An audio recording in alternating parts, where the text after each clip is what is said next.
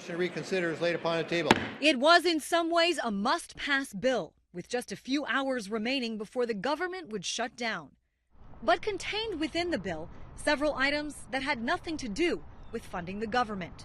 A rollback of rules for how much truck drivers should sleep, increasing the amount of money individuals can donate to political parties by 10 times, and relaxing part of a provision which made it illegal for banks to make risky trades with your money.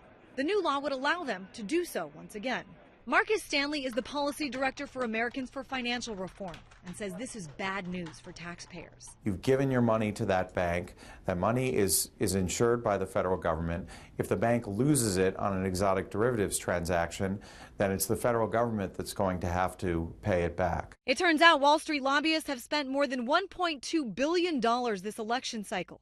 That's nearly $2 million a day to influence decision-making in Washington. This is kind of the ultimate goal of lobbyists, is to try to put a bill that they fear might be too controversial to pass on its own onto one of these quote-unquote must-pass funding bills. Some refuse to support the bill, saying the government already bailed the banks out once. This is a ransom. This is blackmail.